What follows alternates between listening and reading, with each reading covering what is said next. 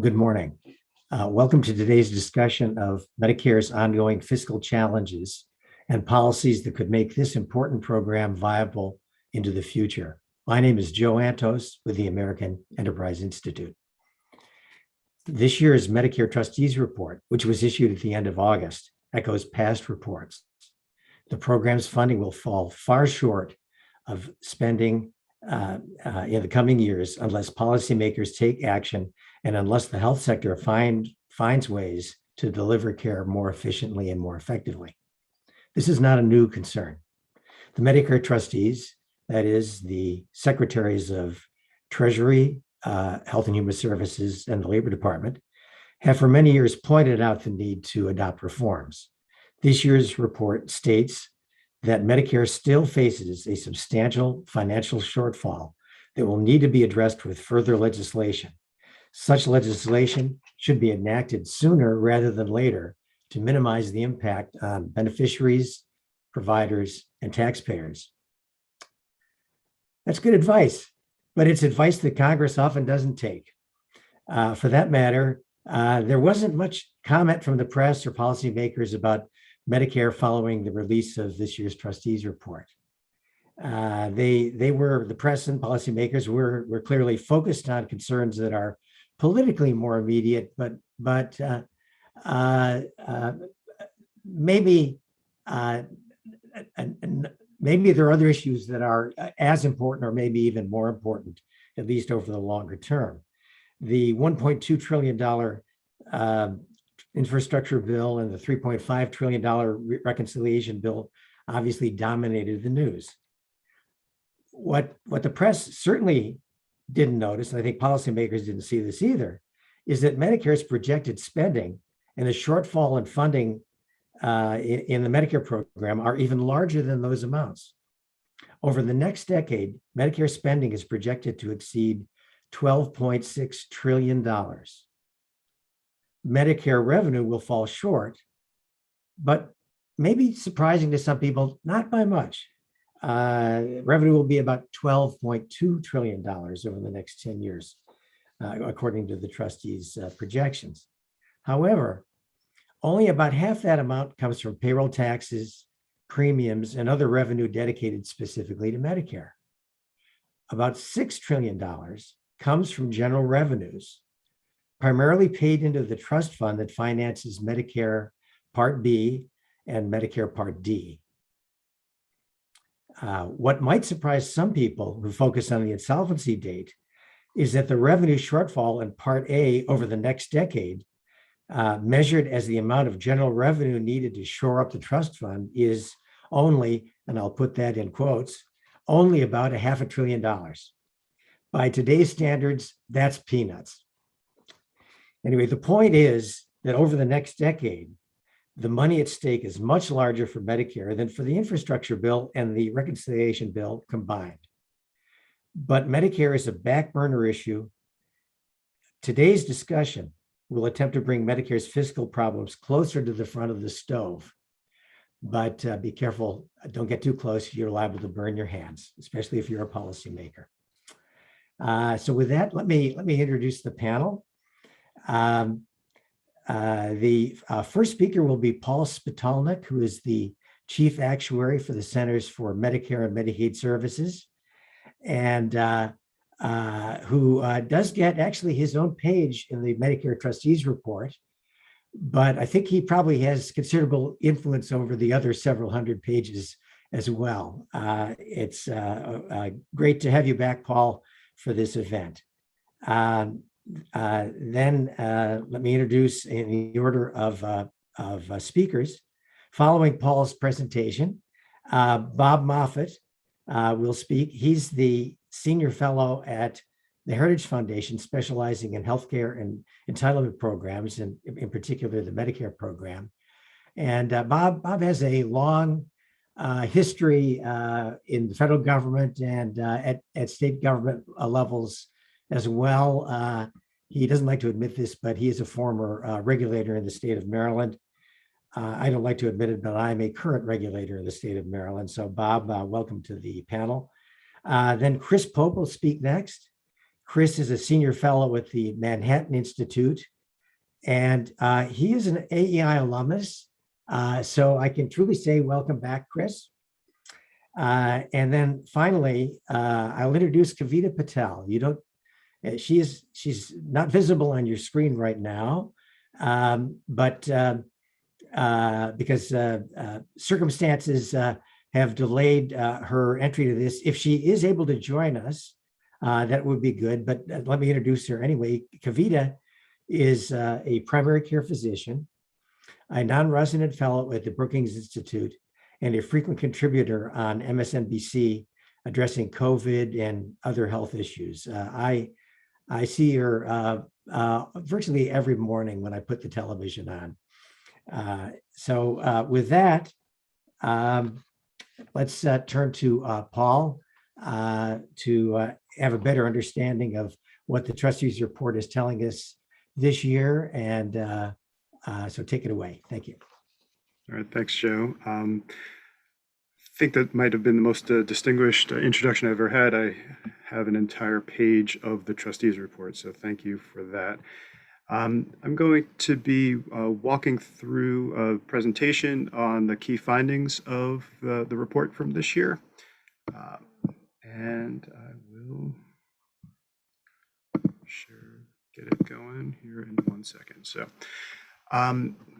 So thank you. So we're going to talk a little bit about the key findings from the report from this year. I'm going to start by talking about where we are right now today. What are the key findings from the report? How did the COVID-19 pandemic affect the projections?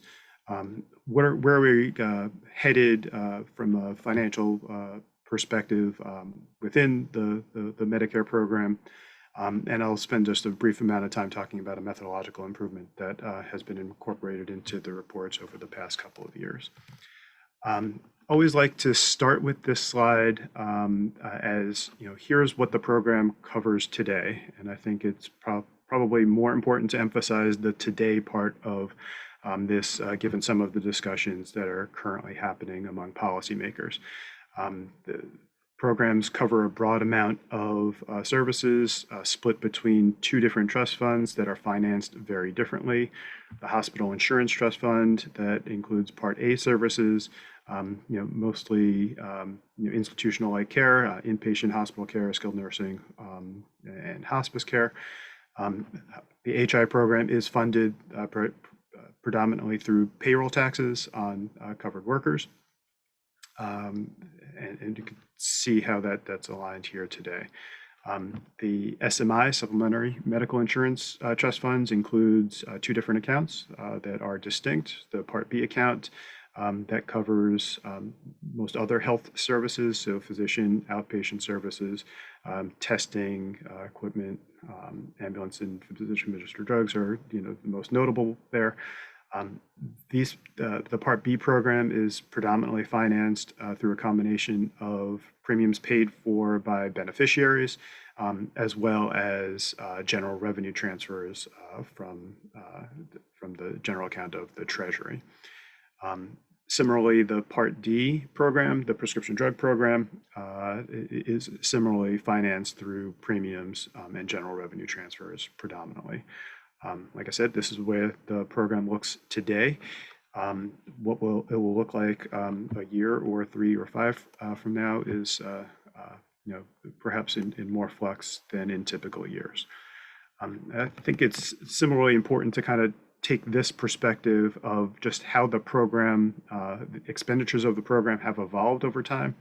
I think this truly highlights that the nature of the Medicare program has evolved considerably over time, and it's probably reasonable to expect that the allocation of expenditures will look somewhat different than they do today, into the future. And so the unique nature of the program evolving probably is not as unique as we might otherwise think.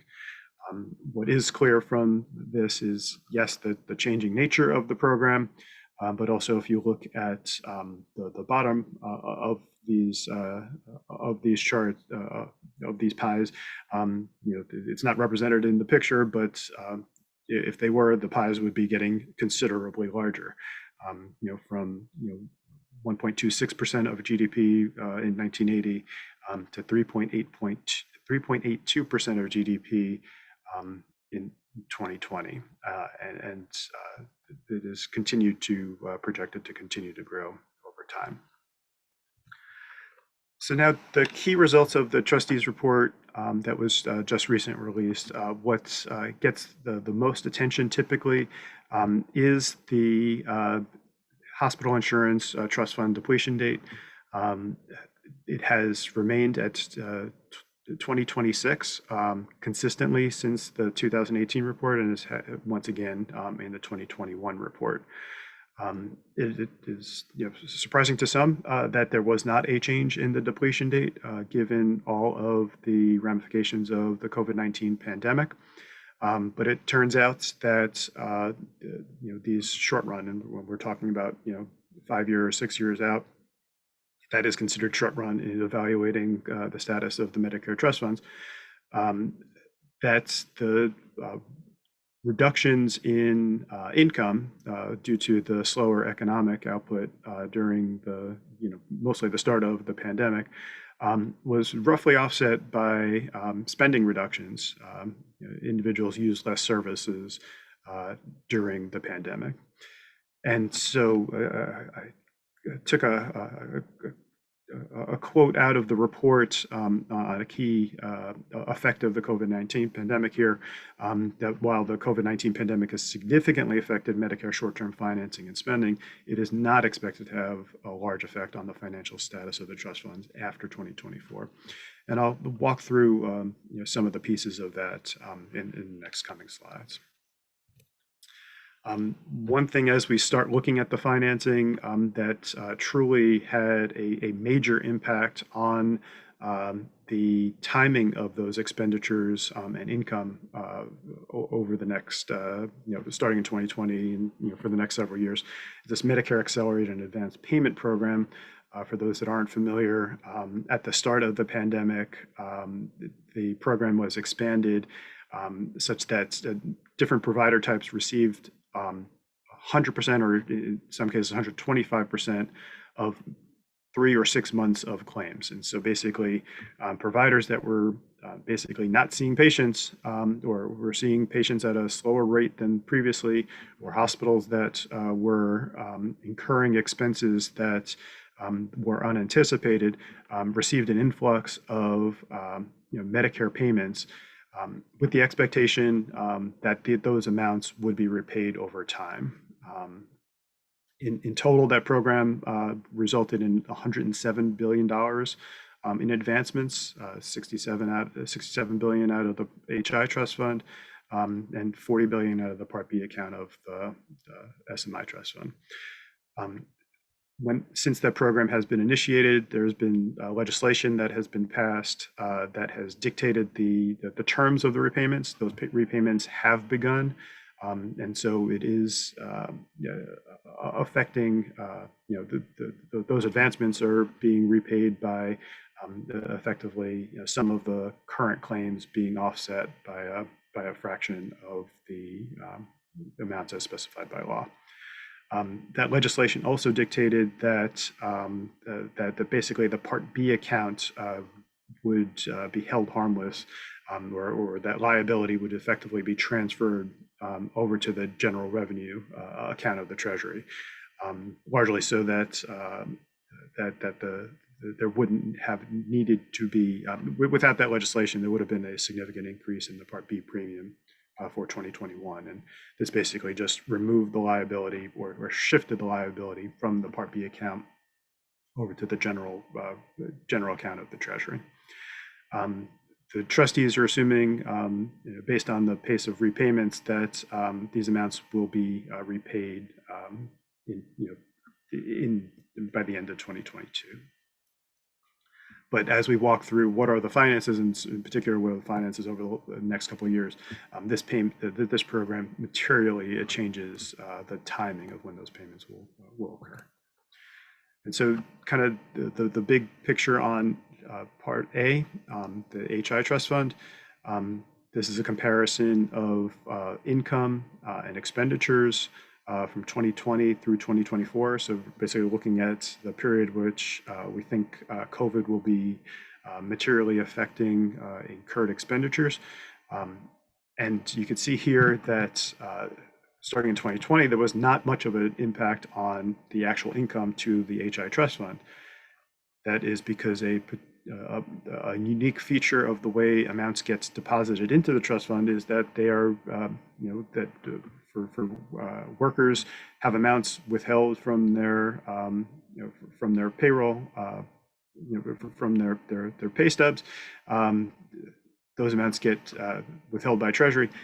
Those amounts aren't the amounts that get immediately deposited into the trust fund. The amounts that get deposited in the trust fund are estimated, and they get trued up in the following year. And that's where you can see the effect of the economic slowdown and the reduction in payroll taxes that were received during 2020 doesn't affect 2020, it does affect 2021. And that's where you see that significant difference, the reduction in income expected for 2021.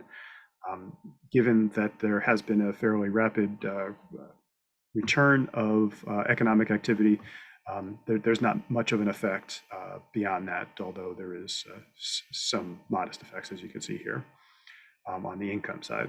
On the expenditure side, there's more activity here, but again, this is largely due to that advance and accelerated payment program.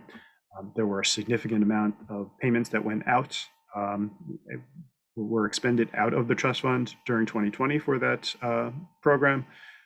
But over the next several years, those amounts are expected to be repaid. And that's where you can see this expenditure item has that different flow of expenditures, greater expenditures in 2020, reduced expenditures in 2021, 22. The cumulative effect through the through these 5 years is that $21 billion, and you can see that is very comparable to what the expectation was on the change in income side, which is effectively the reason why there was not a change on the HI depletion date. There's a similar story on the Part B side. There was, given that there was the Treasury influx of the outstanding liability for the Accelerated Advance Payment Program in 2020, there was an influx of additional income into the trust fund there, and that's what you see in 2020. That then plays out over time. On the expenditure side, similarly, those funds were expended during 2020, again, predominantly for the advancements, and that they're expected to be repaid over the next several years. You can see there's a little more activity, differences from what was expected from last year's report. What is probably more interesting, at least from a healthcare program perspective, is what actually happened to incurred expenditures. And so we know that when the pandemic hit in 2020, services were significantly reduced, in particular for elective services. And so we can see that in 2020, there was a significant reduction in the amount of healthcare services that were actually used, at least compared to what was expected. You can see that there is somewhat of a bounce back expected for 2021 and 2022, and then we roughly get to comparable levels to what was previously assumed. That bounce back is in part due to there's some return of care that's being provided here.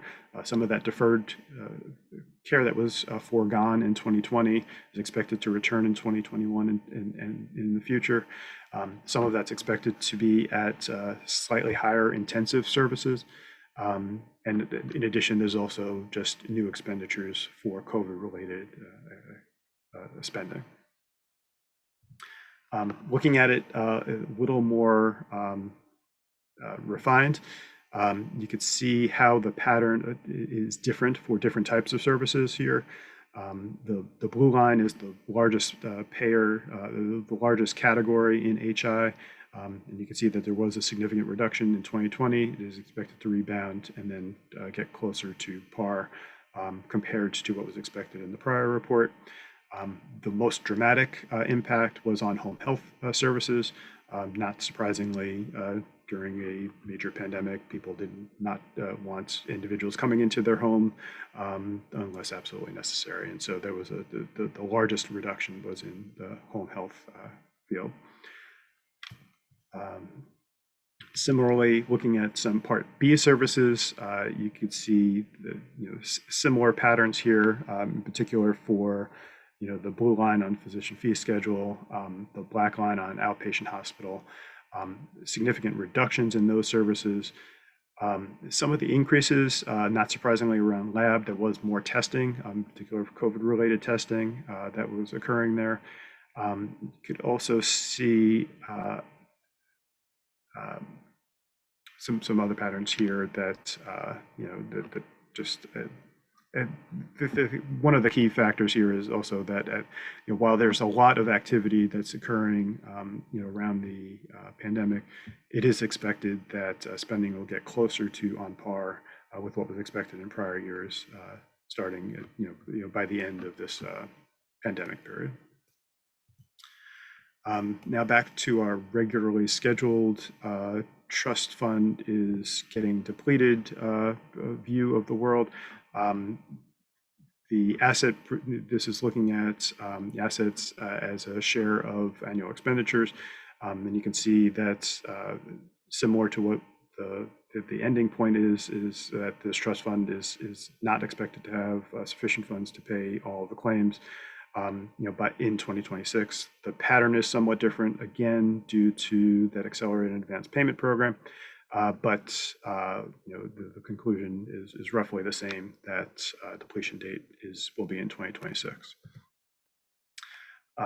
Similarly, this is how this is looking at all of the Medicare program and where the income comes from. As Joe alluded to at the top, a significant share of this, starting at the bottom, is payroll taxes. However, that rate is not expected. Current law does not allow that to change over time. And so, where do all the increases come from that are projected into the future from the current state? It's largely through premiums and general revenue transfers being the largest pieces of those. And to the extent that there would be additional programs or additional revenue coming through in, or additional expenditures coming through in a Part B program, then that would likely put upward pressure on both premiums and general revenues. This is just a look at the actuarial deficit. This has changed somewhat over the last couple of years. There was not much of a change in from 2021 to 2020. I did want to mention that there was a significant reduction that was adopted in the 2020 report. I'm going to talk very briefly about this at the conclusion of the presentation for a methodological improvement that was reflected in the 2020 report. Did want to spend just one slide mentioning how the rosy picture I presented on the status of Medicare spending could actually be, it might not be as good as presented there. There might, some provisions of current law might be challenging to implement indefinitely into the future. Most notably, some of the productivity reduction in payments for most Part A services and some Part B services, and the fact that physician payment updates are specified for all years into the future and aren't related to inflation and are not expected to keep up with physician cost increases. If those provisions are not able to be held or applied fully in the future, then costs might be higher than presented in this report, and the report presents the illustrative alternative, as it has in previous years, to suggest that actual spending might be higher than what's included under the current law expenditures. I wanted to spend just a couple of minutes talking about the methodological improvement that was built into the 2020 report. We had spent a number of years, probably more than 5, working on this work. Significant methodological change for how demographic factors are built into the projections. Turns out that releasing a report at the start of a major pandemic is not the best time to get a lot of attention for significant improvement in the methodological approach to how demographic factors are estimated in a trustees report. But the fact remains that it was a significant change for how the projections were calculated, significant improvement. The basic finding, or the basic approach, is that through all the reports prior to 2020, the age sex factors, the demographic factors that were built into the report were based exclusively on age and sex. Starting in the 2020 report, we were able to factor in age, sex, and time to death, with the theory being that as mortality improves, effectively, today's 80-year-olds are healthier or further away from death than 80-year-olds were 2 or 5 or 10 or 25 years ago. And so as you reflect improving mortality, then the contribution of demographic factors, basically the aging of the population, decreases over time. As a result, there was a significant reduction of that actuarial balance. There's the reference here at the bottom shows where you can get the very detailed paper on it. Just 2 slides that kind of illustrate what the issue was, is that the old approach have these flat age sex factors, except you could see the age. The approach was to keep all of these factors flat, but as you could see, the age 85 plus was clearly increasing over time. That was not being reflected in the prior approach. And then reflecting age, sex, and time to death, there's a more constant relationship over time, and so it's more applicable, more accurate, a better methodological approach to projecting expenditures into the future. Be happy to spend more time on that. I suspect others might not be as interested in hearing more, but it was great work by the team to do all of the work that was involved with incorporating that time to death methodological improvement. So hopefully I was close to my shortened time, but I'll send it back over to Joe at this point. Thanks. Thank you very much, Paul. That was very, very interesting. You made a fleeting reference to the supplementary report that your 2 of your actuaries produce every year, known as the illustrative scenario with alternative payment updates. And the point you made is that if the current policy with regard to physician payment, which basically calls for payment rates that do not keep up with health inflation or with the cost trends that we've seen for physician payment in Medicare. So that's one policy. If that doesn't hold, or if the other policy, which is the so-called productivity adjustment policy, which basically applies similar constraints on payment increases for all the other services in Medicare. If those policies don't hold, your point was that spending could be higher. But if they do hold, what does that tell us about people's access to vital health services? So that is obviously a question that does not have a specific answer. The question of whether physicians, physicians are the easier example. Updates are specified each year into the future, starting in 2025, to be either 0.75% or 0.25%. And I don't think there's any expectations that CPI, nevertheless, costs for running physician practices, could sustain levels like that. And so, what does the system do in response to that? Could turn around. The ideal is that become more effective, more productive. But as you suggest, there is at least some risk that there would be some changes in providers' willingness to be able to accept Medicare payments, and how that plays out over time is something that will obviously be a key concern for all involved. Yeah, thanks. I mean, this also illustrates the hazards of making projections beyond last year, much less over the next 40 or 50 years. Well, let me just add something for the audience. There is an opportunity to raise questions for Paul and for all of us, and this was on the invitation, but I'm just going to repeat it. If you have questions, please submit your questions either by email to cameron.tarbell@aei.org, or under Twitter. The Twitter handle is hashtag AskAEIHealth. And we certainly welcome questions, and we'll get to any audience questions towards the end of the session. Okay, so with that, why don't we turn to Bob Moffett. Bob, are you ready?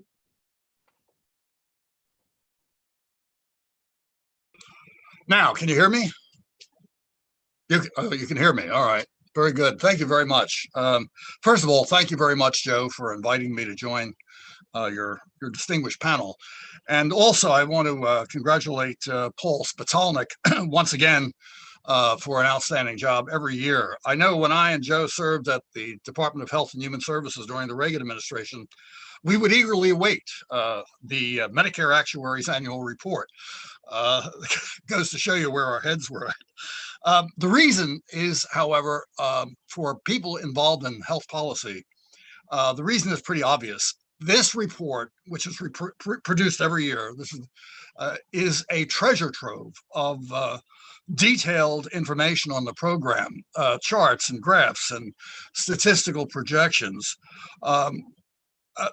And that will serve not only as a valuable resource for researchers, but also, of course, a guidepost for both the White House and Congress on what they should do to change policy or to improve policy on behalf of the Medicare beneficiaries and the taxpayers and the welfare of the program itself. So the actuary, the Office of the Actuary, as it has always done, has done an outstanding job again this year. It's a vital public service, and people ought to take advantage of the information that is available to them. Just on this year's report, the 2021 findings, even with the pandemic, there are really no big surprises in this year's report. The trustees are issuing the same warnings that they have been issuing year after year with regard to the need for Congress and the White House to get together and address the financial issues facing Medicare and its beneficiaries. And specifically, they warn once again that the hospitalization trust fund is facing insolvency. And that means in the first year, they will basically have to cut benefits. You only get 91% out of the benefits you would be entitled to, and that would actually continue to go down year after year.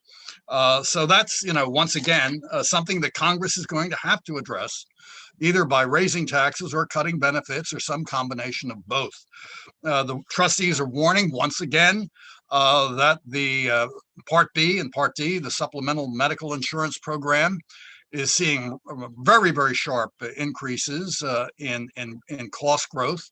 By 2030, that part of that program alone will reach over $1 trillion. $1 trillion. In 2019, the SMI program consumed 17% of all federal income taxes, just that one part of that program. By 2030, it's going to consume 23.6% of all federal taxes.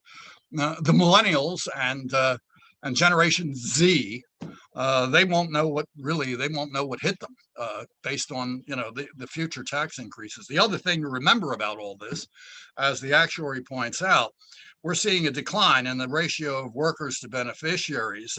In 2020, it was 3 workers for each beneficiary. In 2030, it's going to be about 2.5. So we have a smaller and smaller number of people who are working relative to the number of people who are retiring. I'll mention one other thing. Paul didn't mention it, but I've got to mention it because it's an indication of what's wrong in Washington. Back in 2003, Congress decided that they wanted to have some kind of fiscal responsibility with regard to Medicare. They wanted Medicare to basically, they wanted to keep an eye on the degree of spending and deficits and potential debt that Medicare would create. So they created the so-called trigger warning, where if the Medicare program consumes 45% or more of total cost through general revenue funding, that there is to be issued a funding warning, and Congress and the White House are supposed to act. As the trustees pointed out this year, this is the 5th consecutive year that the trustees have issued a funding warning requiring the president to submit after 15 days after the budget, and the Congress to expeditiously consider remedial action to bring the whole program back into balance. This is the 5th consecutive year that has happened. Neither the Trump administration nor the Obama administration, and I don't hold much hope that the Biden administration will do anything like this, but this is an indication of what the problem is in Washington with regard to spending. However you feel about this, some people think that perhaps this trigger warning is a waste of time. We're going to basically be spending more and more money out of the general treasury rather than relying upon the dedicated revenues for the Medicare program. Fine. If you don't like the law, repeal the law, but at the same time, don't ignore it. And that is what has been happening. And the people listening to this, whether you agree with this law or not, have got to come to grips with the fact that we are seeing a willful, deliberate ignoring of statutory obligations, both on the part of the White House and, frankly, the Congress as well. There's a bigger issue here, and I just want to mention it. Joe and I and a number of our colleagues periodically, when we talk about reforming Medicare, we hear so often Medicare patients saying, "I've paid for my benefits. It is a social insurance program. I've paid for my benefits. Don't touch my benefits because I paid for them." Now, we all know, everybody on this panel knows that that's not true. Our colleague at the Urban Institute, Gene Sterl, has done tremendous work in this area, pointing out that, in fact, even the wealthiest cohorts of the population have not really paid for their benefits. Now, the reason why this is important is for a philosophical reason. Remember, Medicare was created originally as a social insurance program, meaning that the beneficiaries are going to be responsible for paying for their benefits. That has been eroding year after year after year. And we're starting to see a continuation, in fact, an acceleration of that erosion. And they don't want to see themselves as the beneficiaries of a welfare program. But when the entire program is increasingly dependent upon general fund transfers from the Treasury, they are on the receiving basically of a welfare benefit. And that has got to be understood. I think a lot of people are simply not understanding this. General revenues today are 47% of all Medicare spending. Premiums make up only 15% of that spending. Payroll taxes, which are paid by current workers, amount to 37% of that spending. And general revenues are going to reach 54%, according to the trustees' report, by 2045.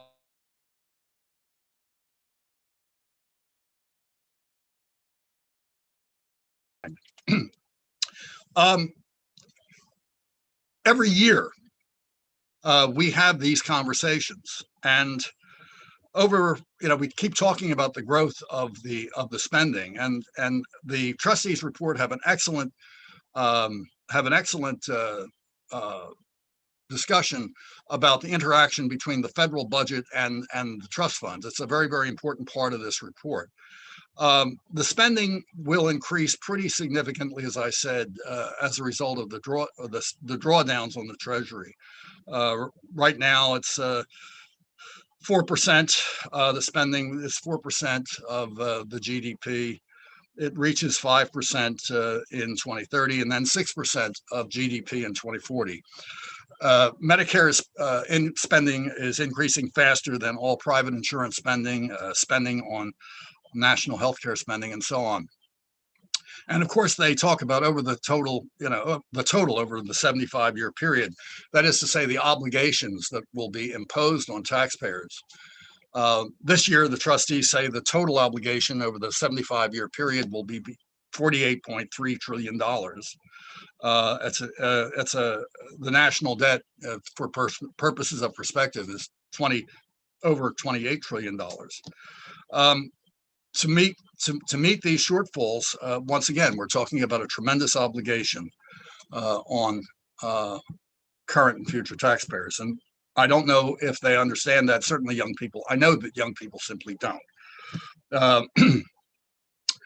And as the actuary has pointed out, as Paul mentioned, the Medicare trustees say the Medicare projections could be substantially understated as a result of other unsustainable elements of the current program. Listen, we've been talking about this for 40, 50 years now, really. I mean, going all the way back to the Reagan administration, going back to the Bro-Thomas debates in the turn of the century. The most significant observation, I thought, of the actuary's report is the declaration, and I'll quote, that there is a, quote, substantial uncertainty regarding the adequacy of payments under current law. I think that is a classic understatement. Doctors, as Joe mentioned, are going to face significant reductions. They're not going to get, they're going to have no updates between 23 and 2025. In 2026, payments will be increased by less than 1%. In 2025, the 5% bonus goes away, the $500 million bonus pool disappears, and payments will ultimately be lower than the payments that doctors faced under the SGR, the sustainable growth rate that was repealed in 2015, which just universally just about everybody hated. So doctors are facing an unstable future. Right now, as you know, doctors are paid significantly less in Medicare than they are in the private sector. Well, and Joe raised the issue, but how is that going to affect access to beneficiary care? Well, in fact, there is, as the trustees indicate, there's going to be cost shifting basically to the private sector, and there's going to be a decline in the number of physicians who take Medicare patients. The Medicare providers, Part A providers, once again, if we keep this up, the Medicare Part A providers are also going to face significant reductions in their what they call total facility margins. The Medicare trustees say that 1/3 of hospitals, 60% of skilled nursing facilities and home health agencies would be running in the red, quote, raising the possibility of access and quality of care issues for Medicare beneficiaries. Well, of course. So if you look at what we've got in the current trustees report, which is not radically different than what we've seen over the past 5, 6, 7, 8, 9, 10 years, is the report basically says that under current law, Medicare costs are going to be continuing to go up. Medicare spending is going up. It's going to add, as the CBO points out, to the deficits and the debt, while access to care and the quality of service is likely to be compromised. That's the big picture. That's where we are. Now, we can talk about this further. I don't want to take too much more of the time here because other people need to speak about this. But I think we have to ask ourselves a very, very basic question. Are we asking the right questions about the Medicare program? The question is, can we control costs? Can we control spending? Can we ensure access? Can we save money for the taxpayers or the beneficiaries? These are the questions we're asking, and they're the right questions to ask. But are they the right questions? I think the best question to ask is this: what is the best way to secure better value for healthcare dollars? We're going to be spending a lot more on senior citizens over the next 10, 15, 20 years than we've ever spent in the past. It's enormous. And of course, the trustees outline what the size of the enormity of those obligations will be. But the question is, are we getting the best value for our money? And ultimately, and I'll just end here, there are ultimately two ways to do this.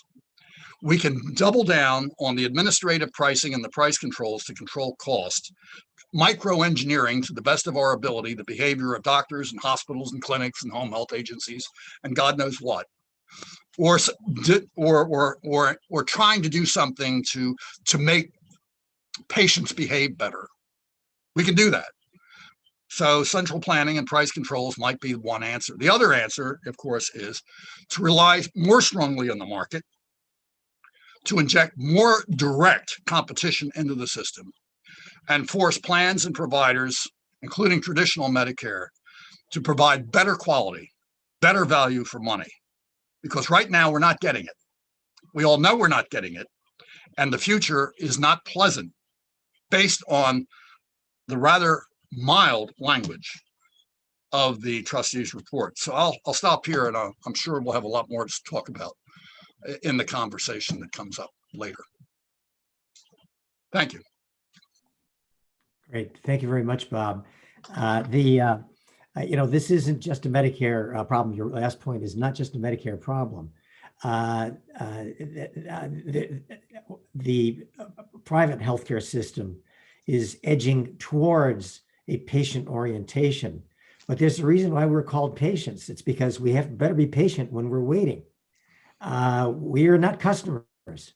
I think that's part of the point that you're making. So that's good. I would add also a little historical point. If I don't add it now, I'll forget it because it's kind of a minor thing. But on the funding warning mechanism, all presidents have basically said in writing that they object to that requirement that Congress try to impose on the executive branch to send up proposals to address the kind of the Medicare shortfall. And this is really a constitutional issue. It has nothing to do with the substance of the matter. They're objecting on constitutional issues. Interestingly, one president, they've all objected to this, but one president, George W. Bush, actually responded to a funded warning. And what was the response? The answer was that no action was taken by Congress. And so, in fact, neither side, perhaps because it's politics, neither side is very interested in being pushed into policies that kind of don't fit in with the current electoral cycle. Anyway, with that little comment, let's move to Chris Poe. Thanks, Joe. Well, thanks for inviting me back to AI after, I guess, 13 years since I was last there. And thanks to Paul for putting together this report. There are definitely several pages, like even if you don't feel quite up to reading it through all 200 pages of the report, 200 pages plus, I would definitely encourage anyone who's interested in health policy to just kind of skim through it, because some of the charts are just a great overview of the challenges that we face, and it's a great place to start to understand what is fundamentally not just a healthcare challenge, but since Medicare especially dominates the federal budget and increasingly will do, it's really kind of a great place to start to think about where our fiscal challenges are in general. So obviously this report shows us that we're coming close to the closest we've been in insolvency. In 1997, we got within 4 years. This year, we are going to be within 5 years of insolvency. If you look at the projection, we sort of bounced along, and we're getting closer over time, but we have in the past kind of moved away from insolvency. So thinking about the trust fund as a concept, so how good is the trust fund as a way of dealing with the challenges that the program faces fiscally? Has it kind of set us on the straight and narrow path, or is it really something that's kind of an evasive instrument and that kind of doesn't really address the problems, leads to problems being shifted and maybe potentially made worse? So I think the best way to think about this is really to think historically. When Medicare was created in 1965, it quickly ran into fiscal problems. The cost-based reimbursement system that was the original system, and the sort of open-ended reimbursement to physicians on their customary fees led fees to basically skyrocket. How did Congress respond to this? Well, first of all, it just responded by increasing the payroll tax. That was the way to put off the trust fund challenge for a number of years. And then I think in the early 80s, you saw in the Social Security amendments of 83, there was the move towards prospective payment, which was sort of a genuine reform, a genuine attempt to constrain cost-based reimbursement, basically allowing hospitals to name their price and inflate their costs and encouraging them to do so. But that, I think, is probably one might say probably the only real time the trust fund as such has really genuinely forced cost-reducing reform. Throughout the 1980s, there were reforms to Medicare that were intended to cut costs, but those were really driven as much, if not more, by just general deficit concerns. The Medicare program is such a big program that it shows up in the budget, to say it mildly, in terms of a deficit driver. And it's seen as very much a source of revenues for other things, a source of savings for programs that people want to expand, a source of savings for tax cuts, a source of savings for reducing the deficit. In the 80s, we saw Medicare hospital cuts regularly used to finance expansions of Medicaid. Obviously, one of the big reforms in the late 80s was introducing RBRVS, prospective payment on the physician side, which has nothing to do with the trust fund, but is again driven by general revenue concerns. And then in the early 90s budget agreements, we saw Medicare savings being used to finance expansions of the end income tax credit, the child tax credit, deficit reduction. In the mid-90s, we saw a sort of unilateral Republican attempt led by Gingrich to save Medicare, to balance the trust fund, which I think if you sort of take a sort of step back and think about how did the 95 Republican unilateral attempt to sort of reform Medicare work, I think the conclusion is it didn't work out great. It ended up in a bit of a political catastrophe for Gingrich. And yet, 2 years later, in '97, we saw the Balanced Budget Act. We saw a 10% Medicare cut. So was this the trust fund really leading to that? If you sort of look at the projections of where we've stepped away from insolvency, was the '97 Balanced Budget Act evidence of the trust fund really a mechanism really working out as intended to sort of drive reforms of the program? Well, not really. I think it primarily was a desire to reduce the deficit, to finance tax cuts, child tax cuts on the Republican side, and a desire to finance other spending. There was the issue of expanding CHIP. And if you look at what the reforms were, yes, there was a big cut to hospital reimbursement, but then there was, again, a cut on the Part B side that was quite substantial. And even if you sort of look at what a lot of the Part A cuts were in the '97 Balanced Budget Act, they were shifting a bunch of the home health costs out of Part A and into Part B, which was kind of a gaming of the trust fund mechanism. There was prospective payment introduced in post-acute care, in SNF, in rehab. And then there was again SGR, but that was really a Part B thing.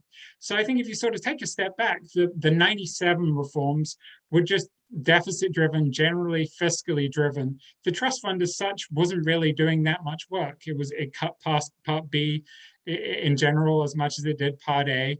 If you sort of look at someone like Henry Waxman, who I think is a good representative of what's going on Capitol Hill and the factors driving Medicare reform on Capitol Hill, he actually voted against the '97 Balanced Budget Act. He was furious that the Clinton, you might quote, the Clinton administration and congressional Republicans are using Medicare strictly as a piggy bank. He thought the Medicare was being used to finance other priorities, which was really a violation of the whole spirit of trust fund finance. So the '97 reform, which you might think of as like great evidence for the trust fund system working out as intended as a fiscal incentive, I think really doesn't bear that out. Especially as 2 years later, you had the Balanced Budget Refinement Act of '99 and the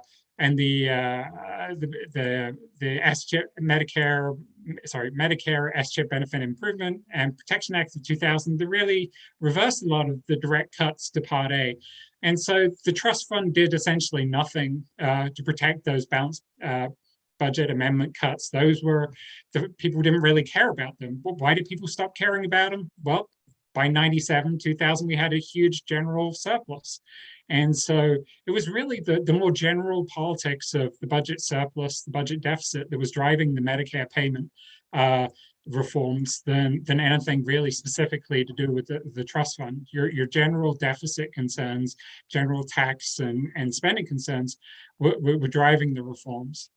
If you then sort of fast forward, look at the Affordable Care Act, the next time we've taken a step away from trust fund insolvency, was this a concern for the integrity of the trust fund that drove that improvement in trust fund solvency? No, it was the Obama administration really trying to use, again, Medicare as a piggy bank to pay for other expenditures. There was a belief that if you cut hospital payments in Part A, the hospital associations would be okay for it because they were making a lot of money with the Medicare expansion. Again, you had in the Affordable Care Act, you had a big payroll tax hike on high earners, the 0.9% increase, Surtax. And so that was, again, not anything that led to real systematic reform. It was kind of using Medicare as a piggy bank, gaming the trust fund, not really any evidence that the trust fund mechanism was more than a distraction, really, a scoring mechanism. And then we had the Budget Control Act of 2011, which sort of helped us with solvency, but really, again, incidentally, that was the sequester that came into effect. That applied equally to Part B as to Part A, and again was driven by general fiscal concerns. The fact that Medicare has a role in the general budget was what was driving that. It wasn't the trust fund as such. So how exactly does the trust fund change the nature of politics? I think we can sort of draw the conclusion that the trust fund as such isn't really, maybe early on led to some, maybe the '83 reform potentially had some effect, but in general, recent reforms, the main effect of the trust fund, I think you could say, is it sort of leads to an increased reliance on the payroll tax relative to other revenue streams. Obviously, the payroll tax is a relatively regressive tax, and it hits low-income individuals more than previously. And also, it inhibits the sort of trading off again of Medicare against other spending items, although probably not that much.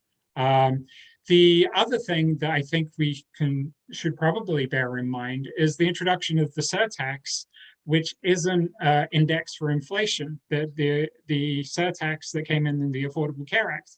I think if you look back at the 1981 Reagan tax cuts, one of the great things that did is it indexed tax brackets for inflation and kind of got rid of the incentives that politicians and members of Congress had to sort of abet inflation as a revenue generating measure.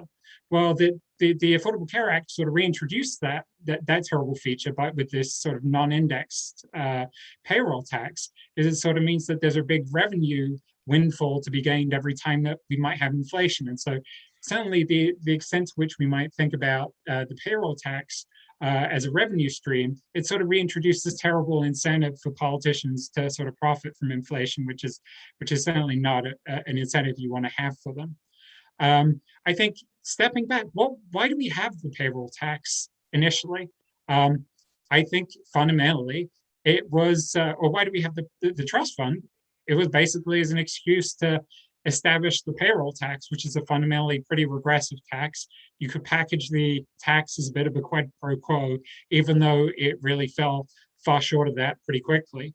And so it was, the whole trust fund mechanism was really just justifying a particular tax scheme that was not, that really kind of considered on grounds of equity or efficiency is not particularly well justified. That tax has increased from 0.9% to 2.9% over time. The limit on the payroll tax was raised in 93, abolished, raised in 90, abolished in 93, and then the Affordable Care Act added the surtax. I think this is there's no real evidence that it constrains the program's costs as a funding mechanism. Now Joe mentioned the interesting point that the 10-year shortfall of the trust fund was $500 billion. Well, it's sort of, that's an interesting number in the current context where Congress is considering a dental benefit that when phased in will be $600 billion. So that's actually what they're thinking of adding to the Medicare program in terms of costs in long-term costs will probably be greater than the shortfall. But that's on the Part B side. And so that kind of, I think, raises sort of the interesting question of whether the trust fund is really a distraction. If you look at the long-term growth of Medicare costs, the problem is actually Part B far more than it is Part A. And Part B has nothing to do with the trust fund. And so to the extent that the trust fund forces us to, or leads us to look at Part A more than Part B, it's kind of encouraging us to look away from where the real big emerging problem actually is. If you think about over the past generation, Part B has grown rapidly to catch up and is now larger than Part A. And then if you think of over the next 30 years, Part B is scheduled to grow more than 3 times as much as Part A. So from 2020 to 2050, Part B will grow by 1.6% of GDP. Part A will only grow by 0.5% of GDP. So Part B is really the problem. And to the extent that we're talking about Part A, not only is this sort of locking us into a payroll tax that's not really the best tax and not really a great way of driving reforms in the program, but it's kind of distracting us from what the real challenge is. As Joe mentioned, that there is this problem, again, that Part B might actually be underestimated, the cost of Part B. Are physician costs really going to be held below the rate of general inflation in the economy, the rate of physician payment cost growth over the long run? I think that's a very unrealistic estimate. And so the rate of Part B cost growth over the long run might actually be a lot greater than is being suggested here. So I think in general, is this Medicare reforms tend to happen because the program uses a lot of money and both parties would like to use that money for other things. Democrats might want to use that money for non-Medicare spending.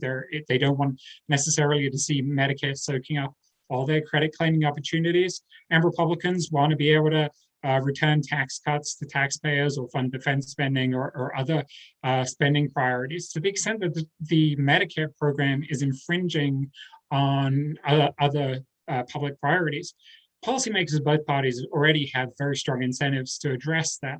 And I think the trust fund's rigidities make that harder rather than easier.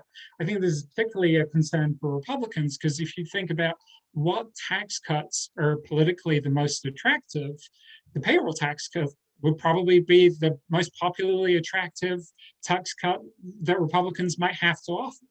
And so Republicans are potentially binding their hands by kind of buying into this trust fund mechanism. I think that was initially probably one of the big reasons why the Medicare trust fund was designed, really to justify a tax increase that is structured in a way that would be politically unpopular otherwise. I think we can sort of look at the politics that, again, are going through Congress right now. What is the big reform that's happening to Medicare? Well, in terms of reducing spending, it's cutting Part D reimbursement, cutting payments for prescription drugs. again, nothing to do with solvency of the trust fund. Politicians are going to try and cut Medicare because they want to spend money on other things, but it's not really the trust fund that's leading them to prioritize and choose what they're going to cut. They're going to cut things where the sort of political cost benefit is to them the greatest, and the trust fund's a bit of a distraction from that, and certainly a distraction from the greatest cost challenge that we face going forward.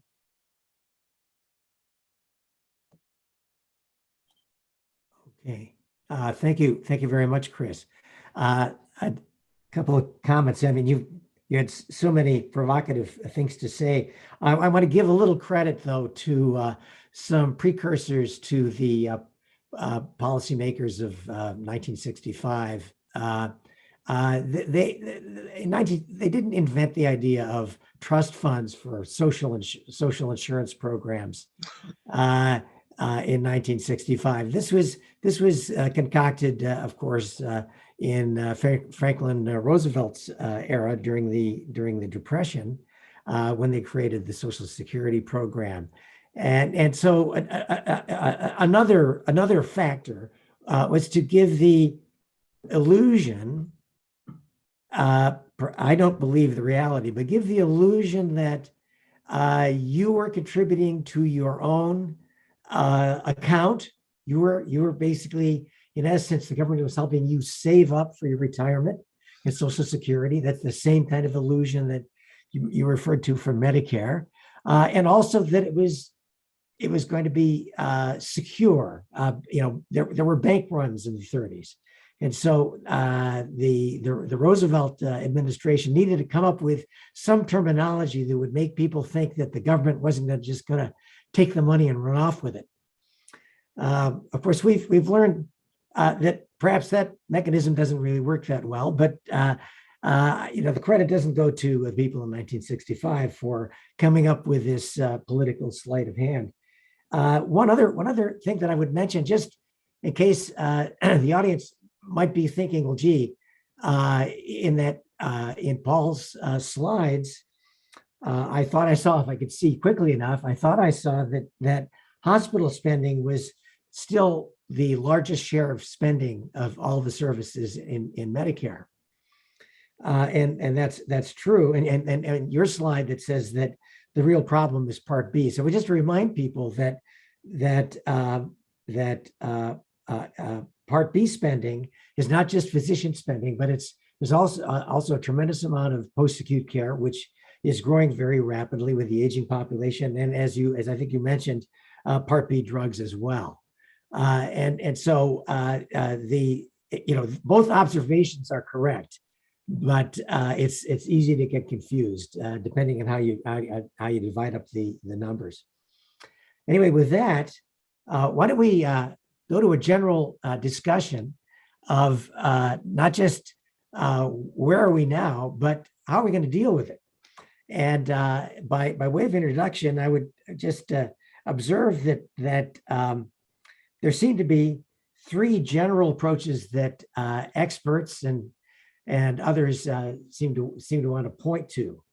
One is the mechanical approach, and this has, I think, a remarkable hold on people's imaginations, which I don't understand, and it's something that Chris criticized.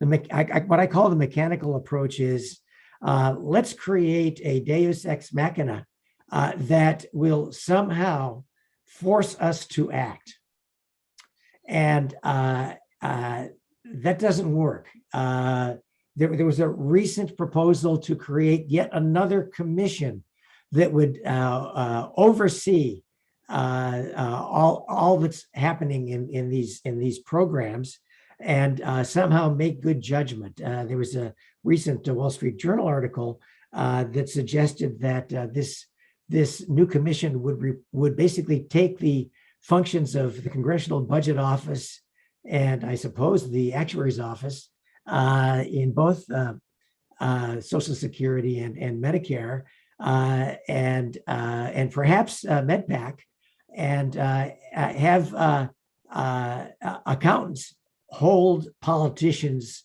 to the strict letter of accounting law. Well, that's probably not going to work. If the trust fund mechanism didn't work, that's probably not going to work. More serious proposals, I think, fall into three general categories. Either raise revenue, or in some way that is often only broadly expressed, lower spending, or and those are and these revenue raisers and lower spending proposals tend to be kind of at the high level lately. There was a series of short blog posts from the Commonwealth Fund that you might be able to find on their website from earlier this year. And there was a lot of hand waving, I thought, in many of those blog posts. Yes, they were pointing to, yes, we probably ought to find some way to reduce the spending growth and possibly increase revenue into the Medicare program. But without specific policies, those suggestions tend to be fairly empty. And then there's the last category, which is very specific policies that are so mind-numbingly specific that politicians don't understand them, and they're very hard to get through Congress. So we're kind of on the horns of a dilemma. You can speak generally and people will understand you, but you won't get any action.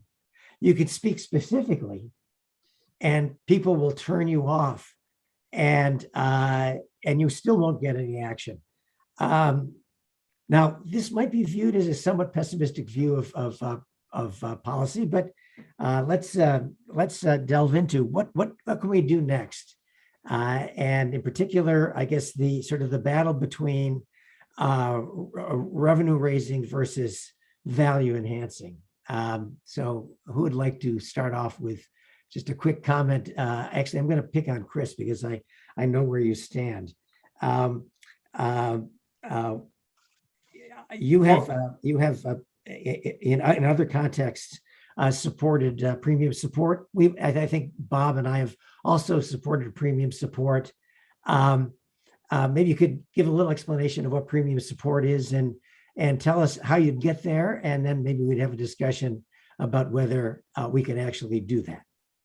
Sure. So I think the best way to understand premium support, just to greatly oversimplify, would be to say allow people to allow beneficiaries to get their benefit package from competing private entities, private insurers, and let them basically take a voucher and the bundle of services and pick who can deliver the same amount of services and more, hopefully, for a lesser cost. Now, how do you get there?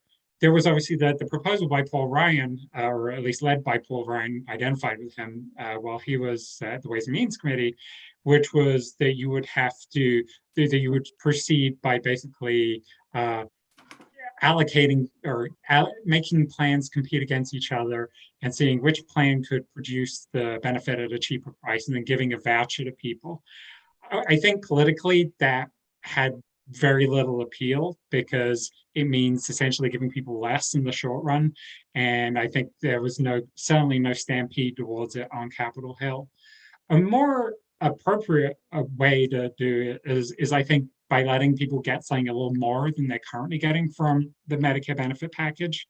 And I think Medicare Advantage really offers the glide path to that.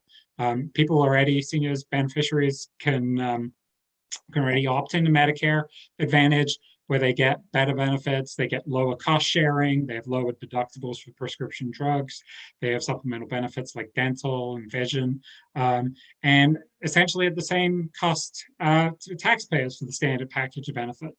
So the allowing seniors to opt into a better private alternative, I think is the way that you first sort of move us away from this micromanaging of a Medicare benefit where every single payment code has its political defenders, where it's impossible to sort of cut any rate to any provider, where it's impossible to sort of reduce access to wasteful services without facing political pushback. So how do you then generate savings in Medicare Advantage? I think there's actually sort of an inadvertent way that this sort of already does kind of work. which is that Medicare Advantage benchmarks are based on the combined Part A and Part B spending in a county. But the more people that opt into Medicare Advantage, the more people who remain in fee-for-service are just in Part A rather than in Part A plus B. And so the greater share of people that move into Medicare Advantage, benchmarks will actually tend to drop over time because the people that remain in fee-for-service will be disproportionately A only. And so that will have Chris, I'm sorry, I have to interrupt. I think we both lost track of time. We've basically run out of time. And an important point you're making, and a general point that I think needs to be considered, is that we have, not just in Medicare Advantage, but also some of the other initiatives that the Innovation Center has undertaken, and certainly many initiatives that the private health system has undertaken. We have the seeds for some real reform, not just in Medicare, but in the health system at large. And the question is, to me, and I'll leave this unanswered because I don't think there is an answer, but the question is, how do we proceed forward in a way that will engage everyone in a cooperative approach to resolving what are fundamentally not just cost issues, but health issues. There's a lot of talk about these sorts of things these days that very casual, but we need to get serious about dealing with not just the cost issues, but the underlying health problems that are associated with it, and with the failure to recognize that the entire system is interconnected. That what Medicare does has tremendous influence on the rest of healthcare. And so whatever reforms are taken in Medicare, we need to consider how that's going to influence healthcare throughout the country. So with that, I want to thank everyone for their participation, and we'll take this conversation up again undoubtedly much sooner than another year. Thanks again.